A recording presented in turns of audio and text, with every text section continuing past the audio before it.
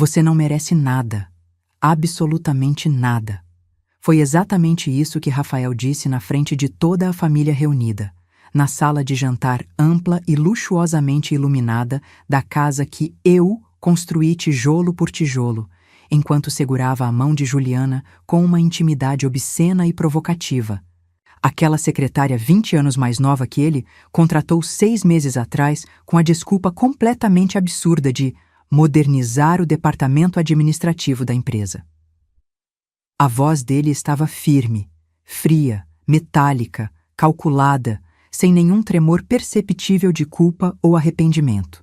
Eu estava ali, de pé, ao lado da mesa farta repleta de comidas caras que eu mesma tinha preparado, com meu vestido azul marinho de alfaiataria impecável que comprei especialmente para aquela noite, meu aniversário de 48 anos, enquanto ele colocava no pulso fino e bronzeado dela uma pulseira reluzente de ouro branco, 18 quilates, cravejada de diamantes legítimos. Tiffany. Eu conhecia perfeitamente aquela caixinha azul característica, aquele tom específico de azul ovo de robin que a marca usava em todas as suas joias. Já tive uma pulseira exatamente igual, 23 anos atrás, quando ele me pediu em casamento numa noite chuvosa de setembro, ajoelhado romanticamente no jardim perfumado da casa dos meus pais. Eu não gritei, não joguei nada, não fiz nenhum tipo de escândalo dramático. Não dei a ele a satisfação perversa e cruel de me ver desmoronar publicamente diante de todos. Apenas olhei diretamente nos olhos dele com uma serenidade que até a mim mesma surpreendeu profundamente. Aqueles olhos castanhos que um dia me fizeram acreditar fervorosamente em amor eterno, em finais felizes de contos de fada, em envelhecer juntos de mãos dadas, contemplando netos brincando no jardim. E sorri deliberadamente. Um sorriso pequeno, controlado, calmo, quase sereno, que fez a testa larga dele franzir visivelmente de confusão momentânea e desconforto genuíno. Rafael, eu disse pausadamente, articulando cada sílaba com uma voz tão tranquila e equilibrada que até eu mesma me surpreendi intensamente com o tom controlado e firme. Tem razão. Eu não mereço absolutamente nada do que você tem a oferecer. Peguei deliberadamente minha bolsa da cadeira de encosto alto. A mesma bolsa de couro marrom desgastada e surrada que carrego religiosamente há 5 anos, porque precisávamos economizar cuidadosamente para o futuro da família, enquanto ele trocava de carro importado luxuoso todo ano sem exceção. BMW Série 5, Mercedes Classe E, Audi A6, sempre o modelo mais novo do ano, sempre a versão mais cara e equipada disponível no mercado brasileiro. Andei em direção à escada de madeira nobre, envernizada com passos medidos, calculados e deliberados, sentindo fisicamente o peso sufocante de 15 pares de olhos me seguindo intensamente. A mãe dele, Dona Célia, com aquele sorriso vitorioso e malicioso de satisfação mal disfarçado, nos lábios finos e pintados de vermelho berrante. A irmã dele, Patrícia, com os lábios apertados, tentando conter desesperadamente o riso cruel de escárnio. Meus cunhados hipócritas, meus sobrinhos mal educados, todos testemunhando minha humilhação pública como se fosse um reality show de 5ª categoria. Um entretenimento barato e vulgar de sábado à noite. Aonde você vai agora? Rafael gritou atrás de mim com irritação, a voz finalmente carregada de algo além da indiferença cruel habitual. Irritação palpável, talvez, ou desconforto genuíno, por eu não ter reagido exatamente como ele claramente esperava e planejava, por eu não ter chorado copiosamente, implorado de joelhos, me rastejado pateticamente aos pés dele, suplicando perdão e clemência. Parei precisamente no 5º degrau, segurei firmemente o corrimão polido de madeira maciça que eu mesma escolhi pessoalmente quando reformamos essa casa há 12 anos, e virei o rosto apenas o suficiente para ele conseguir ver meu perfil perfeitamente iluminado pela luz dourada do lustre de cristal, minha expressão completamente inabalável. Buscar algo importante que esqueci de te dar de presente, respondi pausadamente, medindo cada palavra, com uma calma sobrenatural que vinha de um lugar profundo e desconhecido dentro de mim, que eu nem sabia que existia até aquele momento decisivo e transformador. E subi. Cada degrau de madeira rangendo levemente sob meus pés, ecoando sonoramente no silêncio mortal e denso que tomou conta absoluta da sala de jantar. Um silêncio tão pesado, tão sufocante, que parecia sugar literalmente todo o ar disponível da casa. Porque o que Rafael não sabia, o que absolutamente ninguém ali embaixo sabia, era que eu estava esperando pacientemente esse momento há exatos 143 dias. Desde aquele sábado quente e abafado de maio, em que abri casualmente o malote confidencial do escritório dele, que chegou em casa por engano, por um descuido infeliz e providencial do motoboy, que trocou acidentalmente os endereços de entrega. A luz fluorescente do corredor do segundo andar piscava levemente, irritantemente, um problema elétrico persistente que vinha me incomodando há semanas, mas que Rafael sempre ignorava completamente e solenemente quando eu pedia insistentemente para chamar um eletricista qualificado. É gasto completamente desnecessário, Marina. Ele dizia repetidamente com aquele tom insuportável de superioridade masculina condescendente, como se eu não soubesse exatamente quanto custava trocar uma simples lâmpada fluorescente. Como se eu não fosse a economista formada pela UFMG, com honras e distinção acadêmica, que um dia gerenciou com competência a contabilidade complexa de 3 empresas simultaneamente antes de ele me convencer habilmente a cuidar exclusivamente do lar, enquanto ele construía nosso futuro brilhante e próspero. Nosso futuro. Que piada amarga, irônica e cruel. Meu quarto. Nosso quarto, tecnicamente falando, mas ele não dormia ali há meses, preferindo deliberadamente o quarto de hóspedes no fim do corredor. Cheirava intensamente a lavanda fresca recém-colhida. Eu tinha colocado cuidadosamente sachês novos importados franceses no armário naquela manhã, numa tentativa patética, desesperada e completamente inútil de criar alguma atmosfera minimamente agradável para meu aniversário de 48 anos, como se perfume importado caro e flores pudessem magicamente consertar 23 anos inteiros de casamento deteriorado, podre e completamente apodrecido. As paredes lisas, cor de gelo, refletiam nitidamente a luz amarelada e melancólica do abajur de cristal sobre a cômoda antiga de cerejeira maciça. Cristal tcheco, legítimo e valioso, presente de casamento da tia Eulália, que morreu tragicamente 3 anos depois de câncer agressivo no pâncreas, sem saber que o casamento que ela testemunhou com tanto orgulho e alegria era uma mentira cuidadosamente construída, uma fachada perfeitamente montada para esconder o vazio absoluto e a falsidade completa. Meu coração batia forte, acelerado, mas não de medo paralisante ou hesitação covarde. Era adrenalina pura, concentrada, cristalina, elétrica, aquela sensação inconfundível que vem inevitavelmente quando você sabe com absoluta certeza que está prestes a fazer algo que vai mudar sua vida para sempre, irrevogavelmente, definitivamente.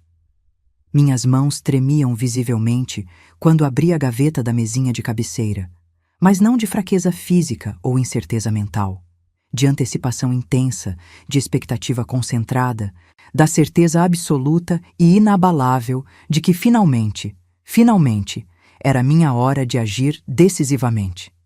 Peguei meu celular e, antes de qualquer outra coisa, liguei imediatamente para um número específico que estava salvo discretamente como Dramelissa Dermato.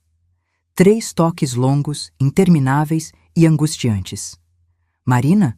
A voz profissional, grave e experiente do advogado Ricardo Mendes soou claramente do outro lado da linha telefônica.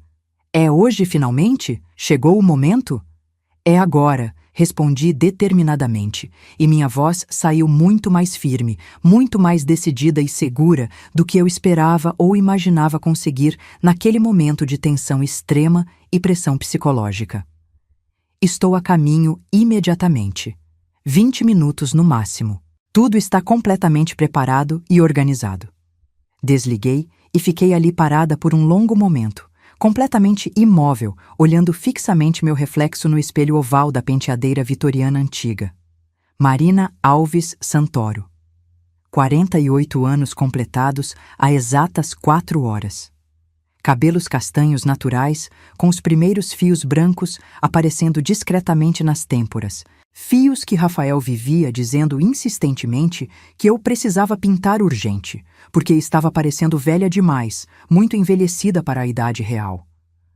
Olheiras fundas, profundas, escuras, de noites em claro, planejando meticulosamente este momento exato, calculando obsessivamente cada detalhe, antecipando mentalmente cada reação possível.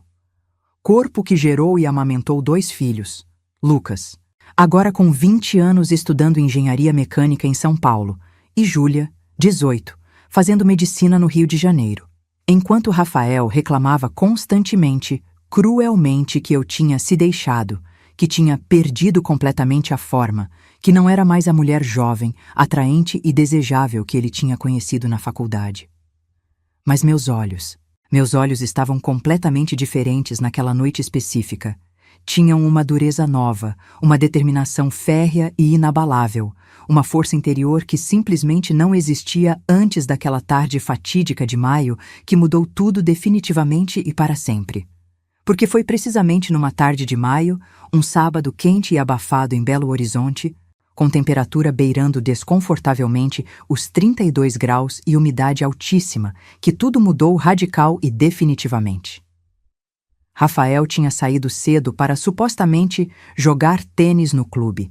Mentira deslavada e óbvia. Eu já sabia há meses. Ele estava com Juliana num motel vagabundo e barato da Avenida Amazonas que cobrava por hora. E eu estava completamente sozinha em casa, organizando metodicamente a bagunça eterna do escritório dele, tentando desesperadamente criar alguma ordem mínima no caos de papéis que ele sempre deixava espalhados sem critério algum ou organização. Um malote volumoso e pesado da empresa chegou por Sedex. O motoboy tocou a campainha 3 vezes consecutivas, insistente e impaciente. E eu assinei rapidamente o recibo eletrônico, pensando que era alguma coisa urgente que Rafael precisaria resolver ainda no final de semana. Subi cuidadosamente com um malote pesado para o escritório dele, aquele cômodo amplo e bem equipado no 3º andar que era considerado território sagrado, onde eu não tinha permissão de entrar sem autorização expressa dele. Mas ele não estava. O malote estava claramente marcado como urgente. Então, entrei deliberadamente quebrando aquela regra ridícula e machista pela primeira vez em anos. O cheiro característico de couro dos livros jurídicos encadernados, misturado com o perfume amadeirado forte dele. Aqua di Giò, R$ 280 o vidro de 100 mililitros. Enquanto eu usava desodorante barato de farmácia. Me deu náusea instantânea e intensa. Coloquei o malote sobre a mesa enorme de mogno maciço importado. E foi aí, nesse momento casual e providencial, que vi a pasta verde de elástico, meio escondida estrategicamente embaixo de uma pilha desarrumada de revistas Exame. Não era o tipo de pasta que a empresa dele usava normalmente. Era velha, desgastada visivelmente nas bordas, com marcas evidentes de uso prolongado e manuseio frequente. Devia ter deixado ali. Devia ter saído imediatamente e fingido que não tinha visto absolutamente nada. Mas algo poderoso, intuição feminina, destino, Deus, sei lá o quê, me fez abrir aquela pasta maldita. Dentro da pasta havia documentos. Muitos documentos cuidadosamente organizados em pastas plásticas transparentes. Contratos comerciais complexos, extratos bancários detalhados, escrituras de propriedade. Folheei rapidamente, meu coração começando a acelerar perigosamente no peito. Contas offshore secretas nas Ilhas Cayman. Transferências milionárias para paraísos fiscais no Panamá e nas Bahamas. Valores absolutamente astronômicos que me fizeram engasgar, que me tiraram literalmente o ar dos pulmões. 3.750. Nesel, 00 em uma conta só. 5. 200. Meu, 00 em outra conta diferente. Mel, 890, mel, 00 em uma terceira conta bancária. Dinheiro escondido criminosamente. Dinheiro que deveria ser legitimamente nosso. Mas não era só isso. Tinha muito, muito mais.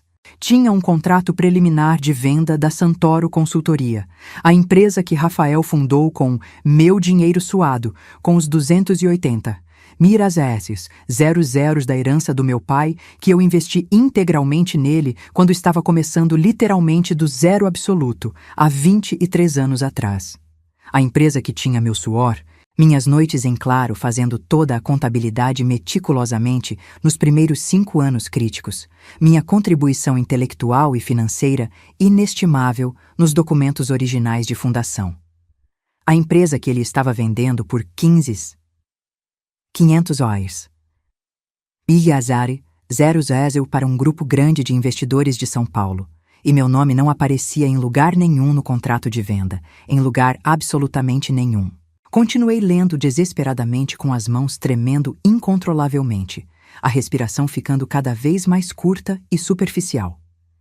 Tinha anexos técnicos extensos, adendos jurídicos complexos, cláusulas contratuais incompreensíveis. E tinha uma data específica marcada em vermelho, 15 de agosto de 2024. 3 meses depois daquele dia de maio, no meu aniversário de 48 anos. Ele estava planejando vender a empresa no exato dia do meu aniversário. A crueldade simbólica e proposital disso me atingiu como um soco violento no estômago. Mas tinha mais. Muito mais escondido naquela pasta do inferno. Um acordo pré-nupcial forjado, completamente falsificado. Documentos com minha assinatura. Uma assinatura que eu nunca, em hipótese alguma, dei, em papéis legais que me excluíam de qualquer direito sobre os bens conjugais construídos durante o casamento. Falsificação groteira, tosca, descarada, criminosa. Como ele achou que conseguiria usar isso em tribunal? Mas então vi a resposta terrível e chocante. O advogado que autenticou criminosamente os documentos era o compadre dele, Dr. Arnaldo Ferreira. Aquele bajulador nojento que vinha jantar em casa todo mês e chamava Rafael de irmão de coração.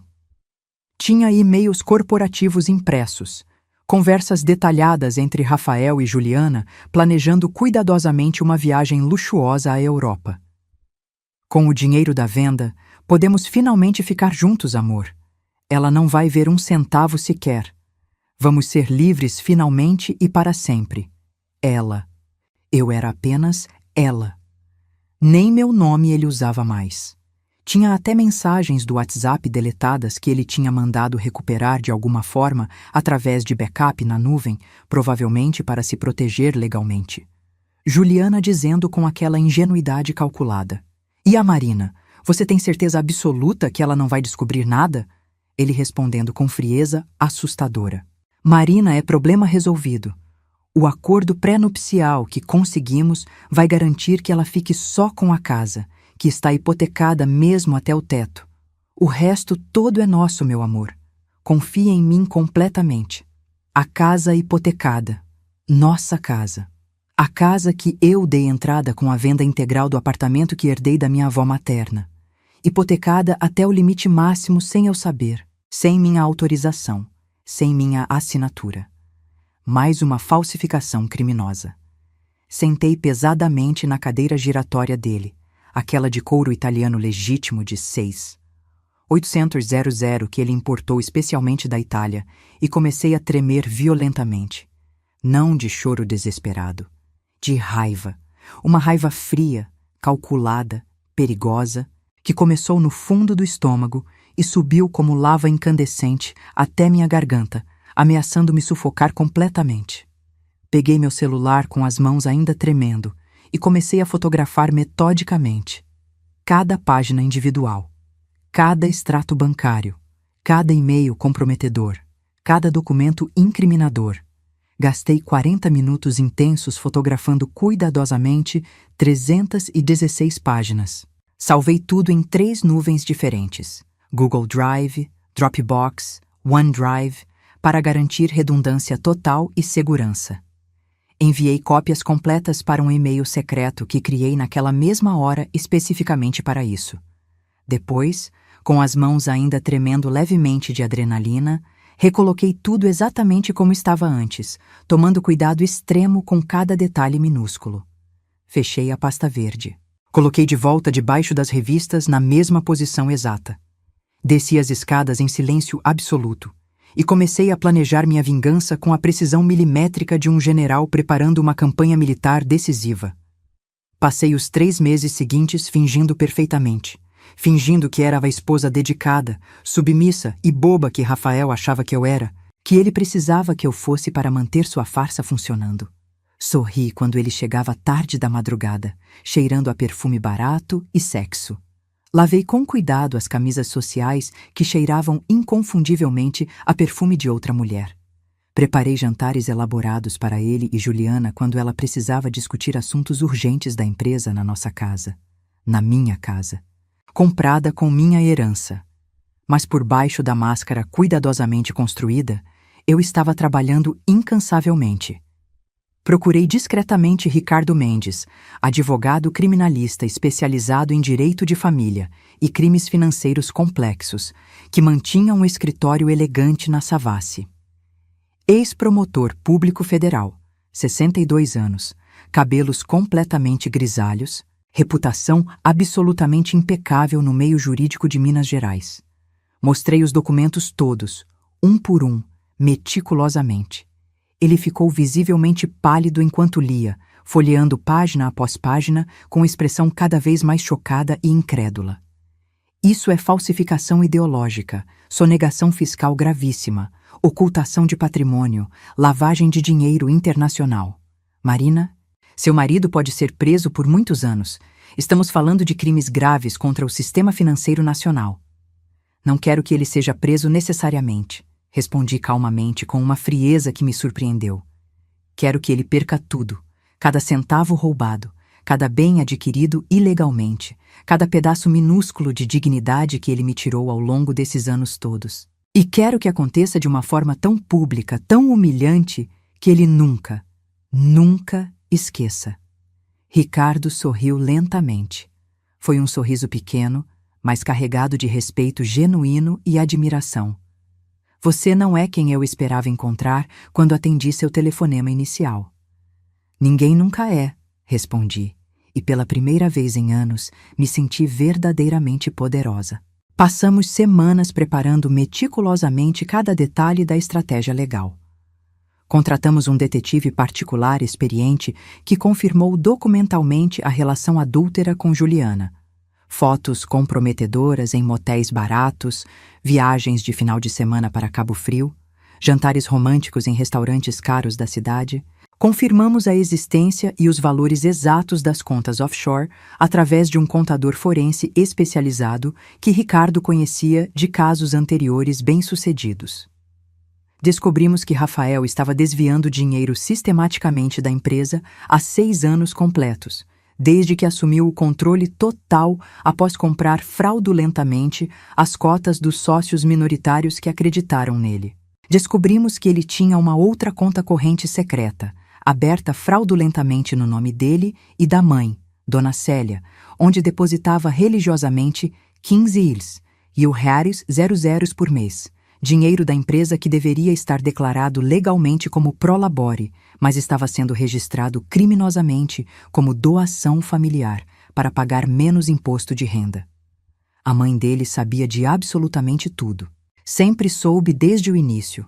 Sempre me desprezou profundamente porque eu era de família simples, trabalhadora, porque meu pai era motorista de ônibus e minha mãe, costureira autônoma. Sempre tratou meus filhos como os netos pobres, os netos inferiores, mesmo quando eles eram as únicas crianças que visitavam regularmente aquela senhora amarga e ressentida no asilo de luxo onde ela morava. E a cada descoberta chocante, a cada traição revelada, a cada mentira desenterrada das sombras, minha determinação crescia exponencialmente. Marquei tudo estrategicamente para o dia 15 de agosto, meu aniversário de 48 anos. O dia que ele tinha escolhido cinicamente para assinar a venda da empresa. O dia que ele tinha marcado a viagem romântica com Juliana para Paris, eu encontrei os bilhetes eletrônicos escondidos, classe executiva da Air France, 42.000, só de passagem aérea. Pedi a Ricardo que preparasse absolutamente tudo nos mínimos detalhes. A liminar judicial urgente para congelar imediatamente todos os bens. A denúncia formal ao Ministério Público Federal por falsificação e lavagem de dinheiro. A ação de divórcio litigioso com pedido de reparação substancial de danos morais. A notificação extrajudicial para a Santoro Consultoria, suspendendo preventivamente qualquer transação de venda. E pedi uma coisa a mais, algo pessoal e simbólico. Quero que seja público. Falei para Ricardo com determinação absoluta. Quero que todos aqueles hipócritas que ele convidou para testemunhar e rir da minha humilhação vejam exatamente o que ele realmente é por trás da máscara. Ricardo hesitou visivelmente, preocupado. Marina, isso pode ser muito doloroso para você também. Tem certeza absoluta. Ele me humilhou sistematicamente na frente da família inteira dele por 23 anos consecutivos. Cortei com firmeza. Me fez sentir pequena, burra, incompetente, inútil. Me fez acreditar profundamente que eu não tinha valor nenhum sem ele. Hoje à noite, na frente exatamente dessas mesmas pessoas, ele vai finalmente entender na própria pele o que é humilhação de verdade.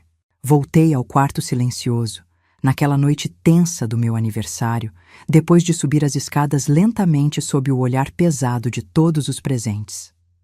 Abri o armário grande e, do fundo escuro, embaixo das cobertas pesadas de inverno, tirei a pasta que eu tinha preparado cuidadosamente.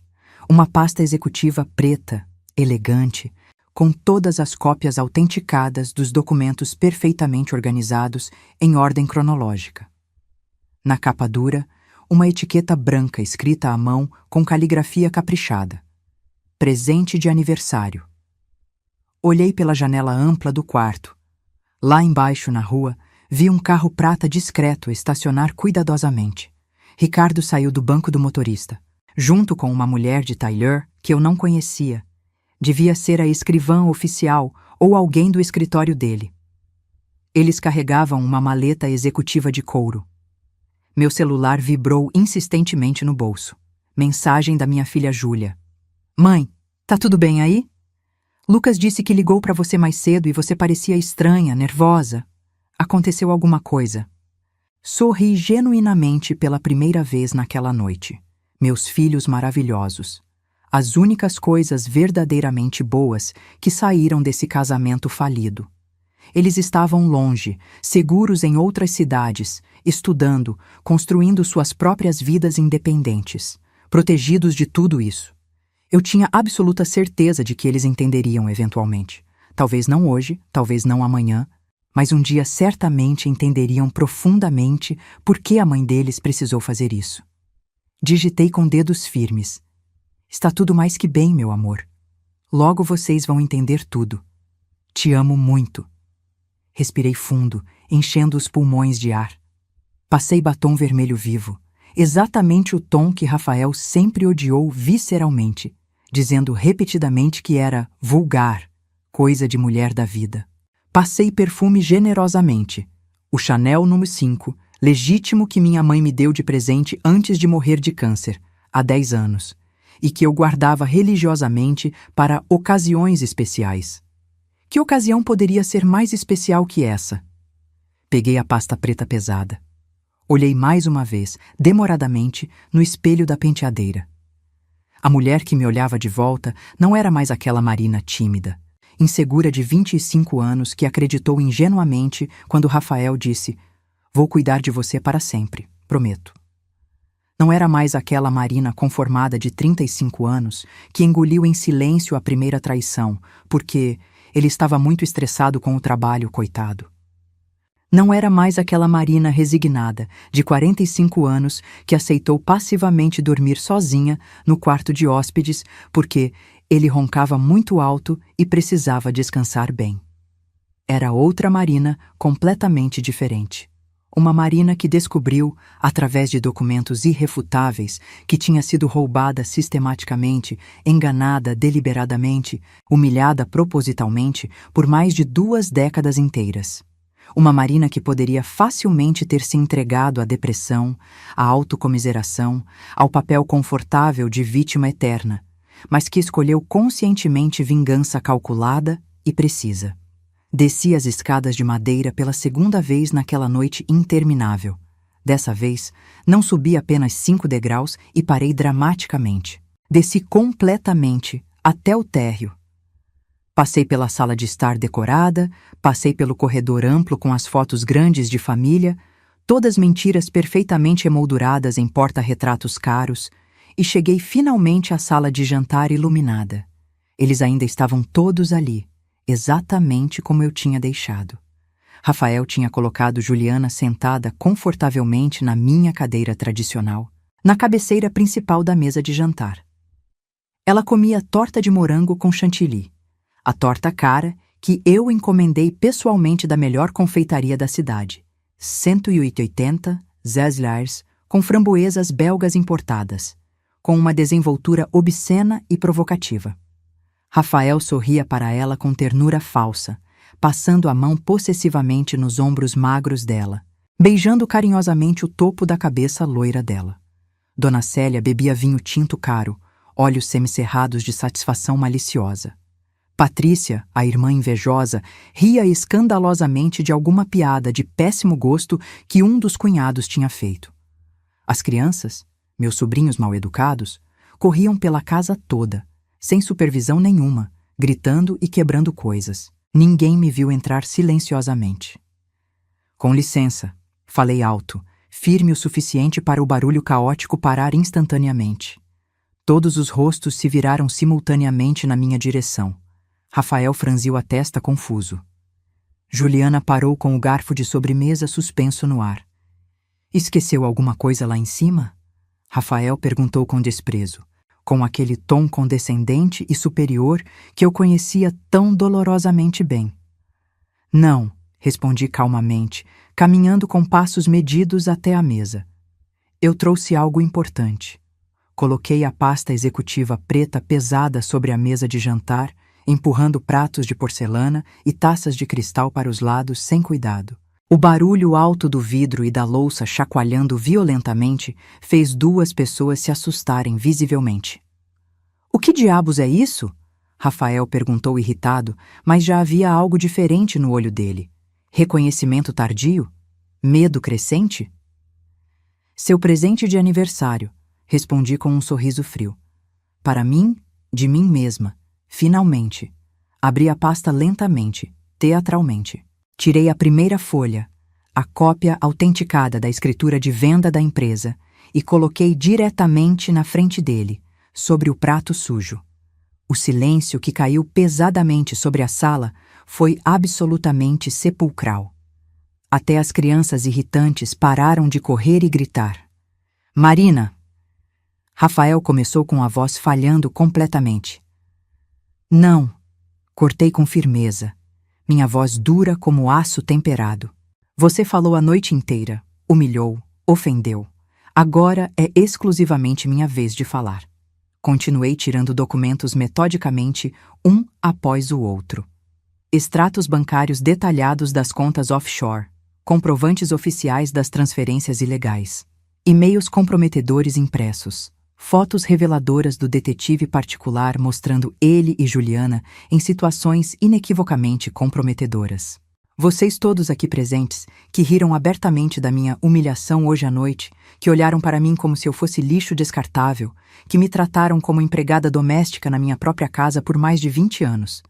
Parei deliberadamente, olhando penetrantemente cada rosto culpado ao redor da mesa. Vocês vão querer prestar muita atenção nisso tudo agora. Peguei o documento do acordo pré-nupcial falsificado e mostrei para todos verem claramente. Este documento aqui é um acordo pré-nupcial completamente forjado, com minha assinatura grotescamente falsificada, tentando me excluir criminosamente de qualquer direito sobre os bens que nós construímos juntos. Bens que eu o ajudei a construir com a herança completa do meu pai. Juliana ficou visivelmente pálida como papel. Dona Célia deixou a taça de vinho tinto cair das mãos trêmulas. O líquido vermelho escuro se espalhou pela toalha de linho branca importada como sangue fresco. Este outro documento aqui, peguei outro papel oficial. É o contrato secreto de venda da Santoro Consultoria. 15 milhões e meio de reais, que Rafael planejava assinar hoje, no exato dia do meu aniversário, sem me contar absolutamente nada, sem me dar um único centavo sequer, porque para ele eu não contribuí em nada durante todos esses anos. Isso não é. Rafael tentou se levantar da cadeira desesperadamente, mas eu o interrompi com autoridade. Senta agora! Gritei com força, e foi a primeira vez em 23 anos inteiros que gritei com ele dessa forma. A primeira vez que realmente soltei a voz reprimida. Ele sentou imediatamente, como se tivesse levado um tapa violento no rosto. E estes documentos finais, tirei os últimos papéis incriminadores.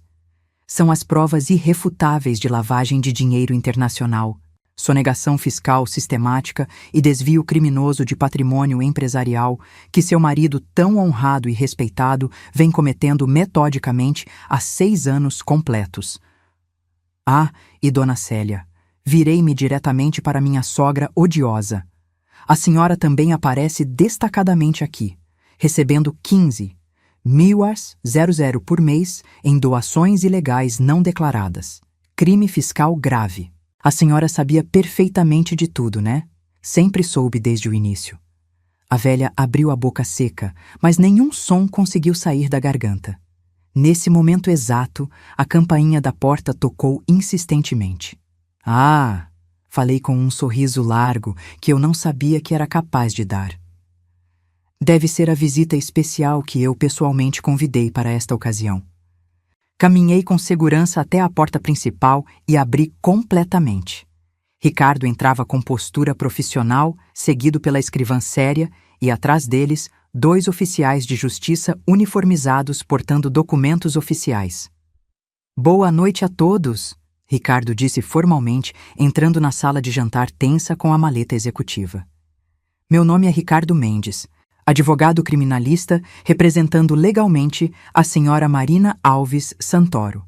Estou aqui para notificar oficialmente o senhor Rafael Santoro sobre algumas medidas judiciais urgentes que foram deferidas hoje. O rosto de Rafael passou rapidamente de vermelho intenso para branco cadavérico em questão de segundos.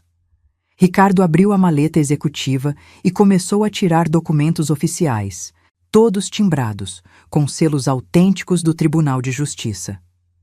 Senhor Rafael Santoro, o senhor está sendo formalmente notificado de uma liminar judicial urgente que congela imediatamente todos os seus bens pessoais e empresariais, incluindo contas bancárias nacionais e internacionais, imóveis registrados, veículos automotores e participações societárias, até apuração investigativa completa de denúncia grave de crimes contra o patrimônio familiar, lavagem de dinheiro internacional e falsificação ideológica de documentos.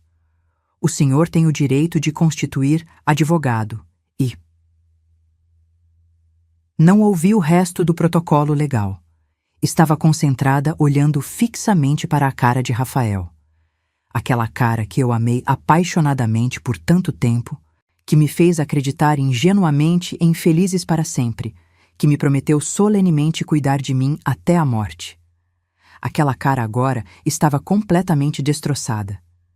Juliana se levantou da cadeira tão rapidamente que a derrubou para trás com estrondo. Eu não sabia de absolutamente nada disso. Ela gaguejou desesperadamente, olhando para Rafael com olhos arregalados. Você disse claramente que estava divorciado há anos. Você garantiu que o dinheiro todo era limpo, legal. Cala essa boca agora! Rafael gritou violentamente com ela, e pela primeira vez eu vi claramente o homem real. O homem cruel, covarde, manipulador que estava sempre escondido por baixo do charme ensaiado e da máscara de bom moço. Não, Juliana respondeu com a voz trêmula de raiva. Não, Eu não vou calar nada. Você me usou completamente. Você mentiu descaradamente para mim. Foi quase engraçado, quase cômico ver os dois se destruindo mutuamente em público. Ricardo continuou profissionalmente. Além disso, há uma notificação extrajudicial formal enviada à empresa compradora da Santoro Consultoria, informando detalhadamente sobre vícios ocultos no contrato de venda e irregularidades tributárias graves que comprometem juridicamente a transação. A venda está oficialmente suspensa até ordem judicial expressa. Rafael finalmente encontrou a voz embargada. Você não pode legalmente fazer isso. Você não tem direito nenhum. Você assinou o acordo pré-nupcial. Eu nunca assinei acordo nenhum. Respondi com voz gelada. E você sabe perfeitamente disso. Porque foi você quem falsificou criminosamente minha assinatura. E temos 3 peritos grafotécnicos independentes que vão provar isso categoricamente em tribunal. Ele abriu a boca desesperadamente, fechou sem saber o que dizer, abriu de novo. Estava visivelmente desesperado, perdido. Olhou freneticamente ao redor da mesa, procurando desesperadamente aliados. Todos estavam em choque profundo. Sua mãe, sua irmã, seus cunhados, os amigos que ele tinha convidado especificamente para testemunhar e rir da minha humilhação pública. Todos agora testemunhando a humilhação completa dele. Também está sendo formalmente notificado, Ricardo continuou implacavelmente, de uma ação judicial de divórcio litigioso com pedido expresso de separação total de bens e reparação substancial de danos morais e materiais no valor de 8 meses. Meyers, 00, referente a 23 anos de abuso psicológico sistemático, apropriação indébita de herança familiar e contribuição não reconhecida para o patrimônio conjugal construído. 8 milhões de reais. Mais da metade exata do que ele ia ganhar com a venda fraudulenta. Mais do que suficiente para recomeçar completamente a vida. E por fim, Ricardo tirou um último documento oficial. Há uma denúncia formal detalhada ao Ministério Público Estadual e à Receita Federal sobre os crimes tributários e financeiros extensivamente documentados. O processo criminal corre independentemente à parte da ação civil. Rafael caiu pesadamente na cadeira. Literalmente despencou. As pernas simplesmente não seguraram o peso do corpo. Como você... Ele sussurrou derrotado, olhando para mim com olhos de animal encurralado. Como você descobriu tudo isso? Sorri amplamente.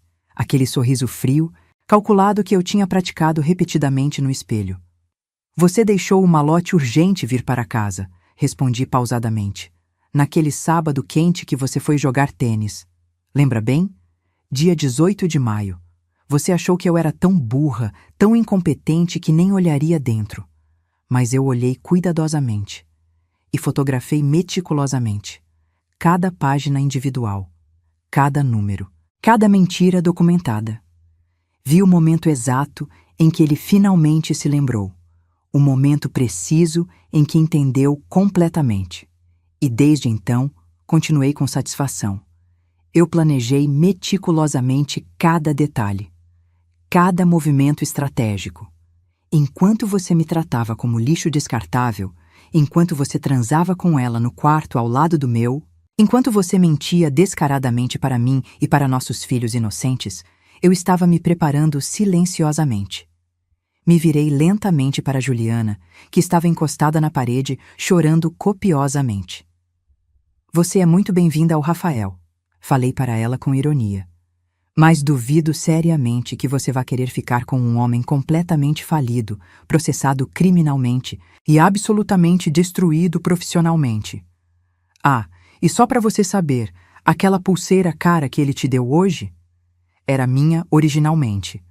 A que ele me deu quando pediu meu casamento há 23 anos. Eu perdi propositalmente há 2 meses e deixei estrategicamente na gaveta dele.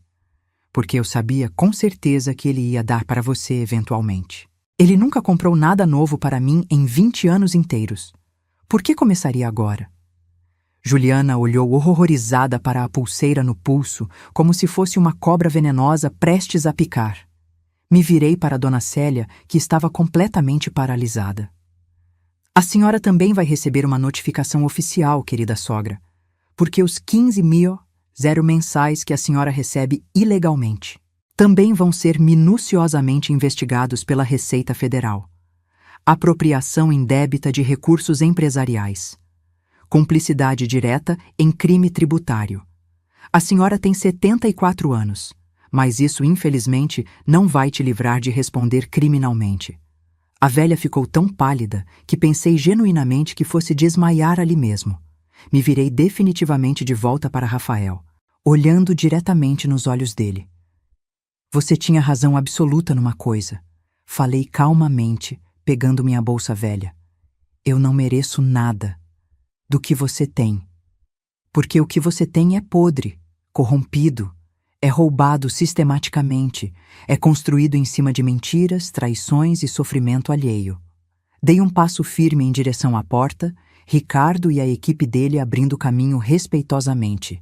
Mas o que eu construí, com meu trabalho honesto, com minha dedicação integral, com o dinheiro suado da minha família, isso sim, eu mereço completamente. E vou levar absolutamente tudo que me pertence por direito. Parei na soleira da porta e olhei pela última vez para aquela sala de jantar. Para a mesa onde eu servi jantares por 2 décadas. Para as cadeiras onde eu sentei e fingi felicidade conjugal. Para a casa que eu ajudei a pagar com minha herança e que nunca me senti verdadeiramente em casa. Feliz aniversário para mim, falei com satisfação final. E saí pela porta sem olhar para trás uma única vez. Os meses turbulentos que se seguiram foram uma verdadeira tempestade emocional e legal. Rafael tentou lutar desesperadamente. Contratou advogados caríssimos, 5 deles simultaneamente, gastando fortunas que ele não tinha mais. Tentou judicialmente desbloquear os bens, alegando que precisava urgentemente pagar as contas básicas. O juiz negou sumariamente, depois de analisar cuidadosamente as provas extensas de ocultação sistemática de patrimônio. Tentou me procurar insistentemente, ligando de números desconhecidos, enviando mensagens desesperadas por todos os meios possíveis, WhatsApp, e-mail, até telegrama. Marina, por favor, a gente pode conversar pessoalmente. Isso tudo é um grande mal-entendido. Eu te amo de verdade, sempre amei. Foi apenas um momento de fraqueza. Me perdoa, pelos nossos filhos. Bloqueei absolutamente todos os números e contatos. Juliana o abandonou covardemente 2 semanas depois da notificação judicial. Soube através de uma amiga em comum, ela voltou correndo para Goiânia, para a casa dos pais, com o rabo entre as pernas. A pulseira cara empenhou numa joalheria de 2ª categoria. 8 ISIAs 00 a menos do que valia no mercado.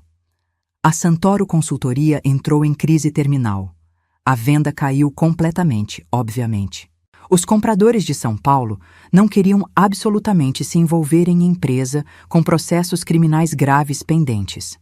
3 sócios menores pediram saída imediata da sociedade. O faturamento despencou assustadoramente 60% em apenas 2 meses. Dona Célia teve um problema cardíaco. Nada grave, segundo Patrícia me informou com desprezo, só pressão alta e estresse intenso. Passaram a me culpar publicamente por tudo, nas redes sociais, nos grupos de família. Marina destruiu a família. Marina é uma víbora. Marina enganou todos nós. Não li absolutamente nada. Bloqueei todos sem exceção. Lucas e Júlia me ligaram, confusos, preocupados. Rafael tinha contado a versão distorcida dele, que eu estava ficando louca, que estava inventando coisas absurdas, que ele tinha provas de que eu estava tendo um caso e queria pegar o dinheiro todo egoisticamente. Sentei calmamente com meus filhos. Mostrei os documentos todos, cada um deles, as falsificações comprovadas, as contas secretas offshore, os e-mails comprometedores com Juliana, as fotos do detetive. Júlia chorou copiosamente. Lucas ficou em silêncio absoluto por 20 minutos inteiros. Depois, Lucas falou com voz embargada. Mãe, me desculpa. Me desculpa profundamente por todas as vezes que eu pedi para você dar uma chance para o pai. Eu não sabia de nada disso. Júlia me abraçou fortemente e sussurrou no meu ouvido. Você é a mulher mais forte que eu conheço. Foi nesse momento preciso que eu chorei. Não de tristeza ou derrota, de alívio profundo, de orgulho imenso. Meus filhos finalmente entenderam.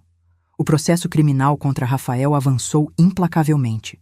A Receita Federal abriu investigação completa e minuciosa. Descobriram mais coisas, muito mais do que imaginávamos. Sonegação de mais de $2.300. Misiel, 00 em impostos ao longo de 6 anos. Contratos fraudulentos com fornecedores. Suborno de fiscal federal. Isso foi a gota d'água final. Em novembro, 4 meses depois do meu aniversário, Rafael foi formalmente indiciado criminalmente.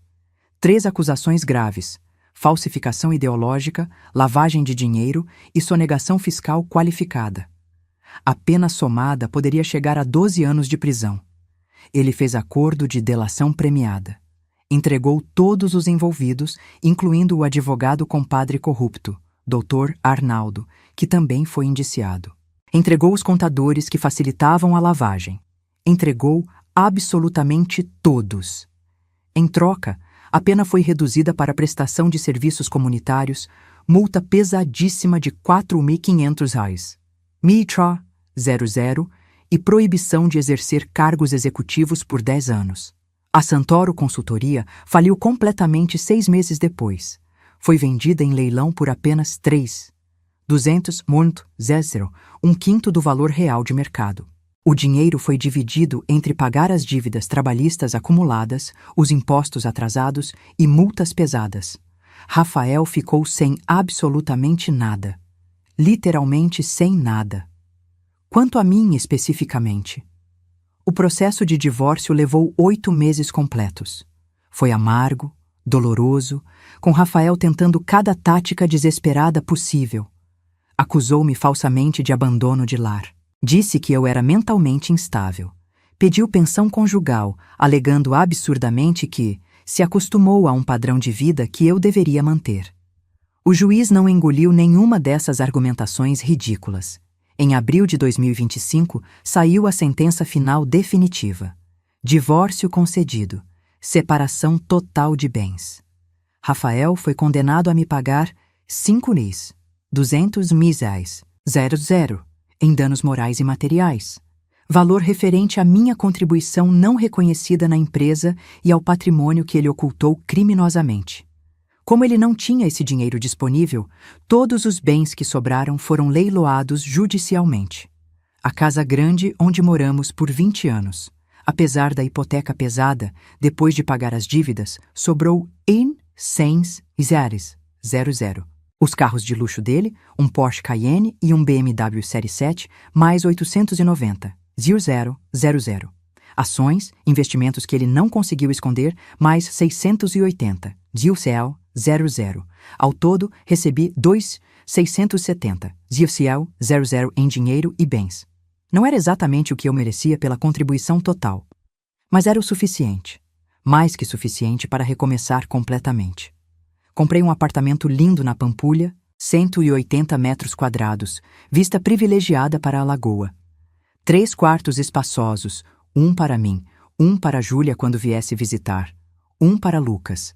Decorei completamente do meu jeito pessoal. Cores claras, plantas naturais, luz natural abundante. Nenhum móvel pesado de mogno, nenhum couro italiano. Absolutamente nada que lembrasse aquela casa-prisão. Voltei a trabalhar profissionalmente. Abri minha própria consultoria de gestão financeira especializada para mulheres empreendedoras. Recomeço Financeiro, consultoria feminina. Usei minha experiência de economista, meus 23 anos de conhecimento em gestão empresarial que eu nunca tinha valorizado adequadamente. Em 6 meses, tinha 12 clientes fixas. Em 1 ano, tinha 37 clientes. Mulheres que, como eu, precisavam reconstruir suas vidas financeiras depois de divórcios difíceis e traumáticos. Mulheres que precisavam de alguém que entendesse verdadeiramente, que não julgasse, que mostrasse que era possível. Júlia se formou brilhantemente em medicina. Lucas se formou com honras em engenharia. Os dois fizeram questão absoluta de que eu estivesse na formatura deles, na primeira fileira. Rafael não foi convidado por eles. Ele apareceu mesmo assim, tentou falar com os filhos. Eles foram educados, frios, e dispensaram rapidamente. Vi Rafael naquele dia, pela primeira vez em quase 2 anos. Ele estava acabado. Cabelos completamente grisalhos, barba mal feita, roupa amassada. 30 quilos mais magro, olhos fundos. Ele me viu de longe. Tentou se aproximar timidamente. Marina, por favor, só 1 minuto. Olhei para ele calmamente. Aquele homem que eu amei apaixonadamente. Aquele homem que me destruiu sistematicamente. Aquele homem que agora estava completamente destruído. Senti nada, nem raiva, nem pena, absolutamente nada. Não temos nada para conversar, Rafael. Falei calmamente. Eu sei que errei terrivelmente, eu sei que fui horrível, mas eu preciso de ajuda. Eu não tenho nada, não tenho onde morar. Estou morando num quarto minúsculo, alugado em venda nova. Faço bicos de consultoria informal. Ganho 2.000 por mês quando tenho sorte. Marina, por favor. Pelos anos que passamos juntos. Respirei fundo, controladamente. Rafael, você me tirou 23 anos da minha vida. Você me fez acreditar que eu não tinha valor nenhum.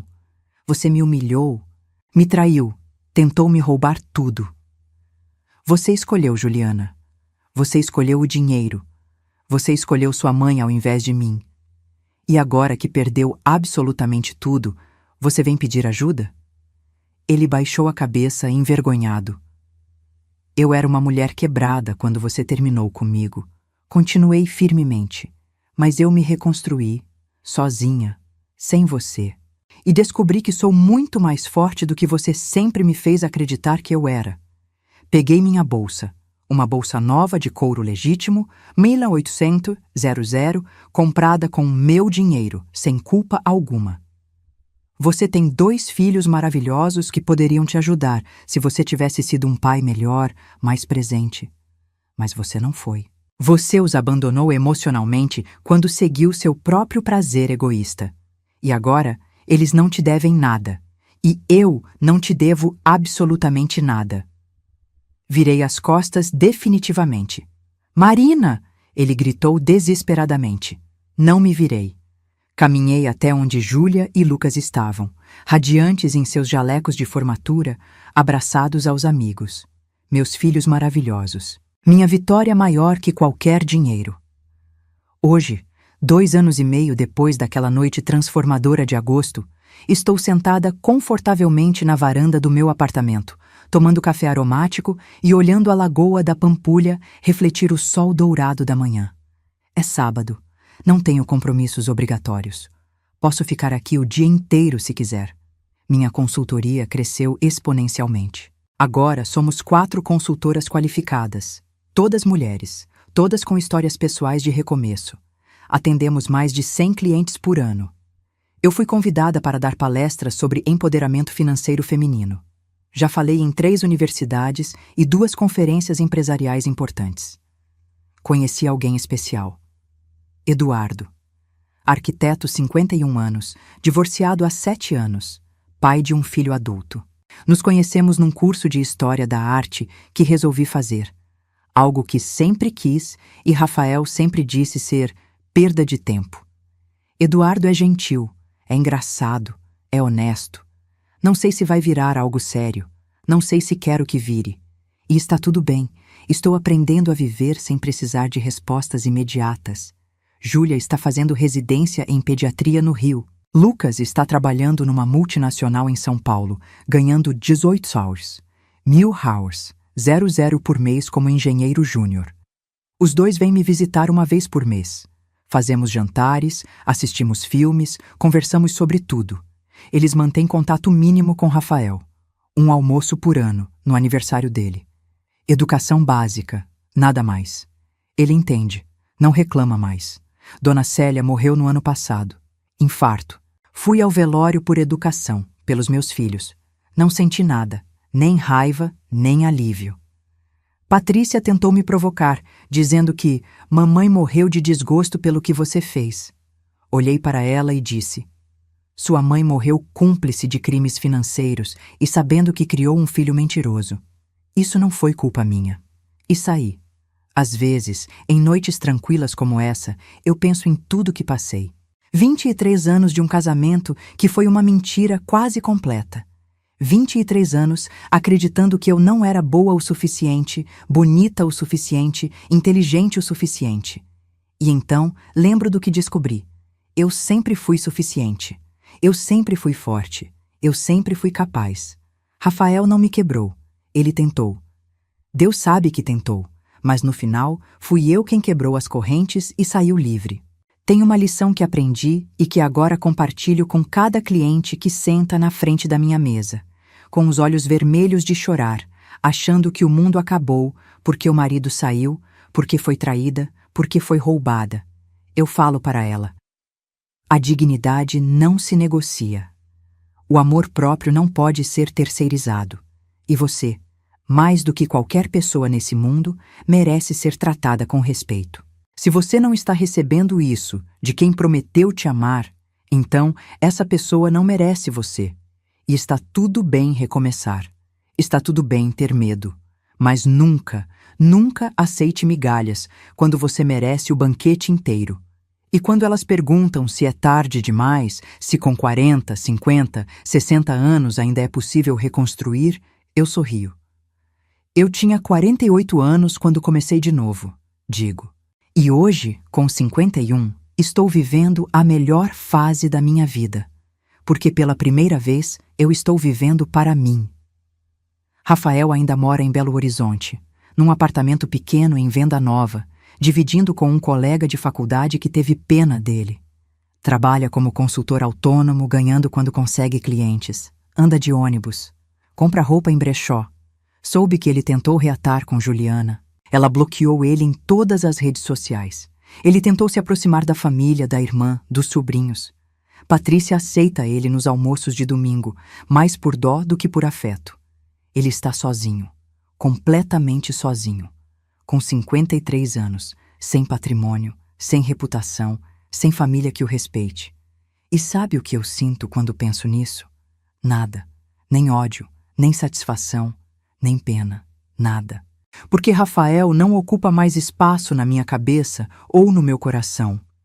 Ele é uma história que eu conto para ajudar outras mulheres. Um capítulo fechado. Uma cicatriz que não dói mais. Eu venci não porque eu destruí, embora tenha sido satisfatório vê-lo perder tudo que ele valorizava mais que a mim.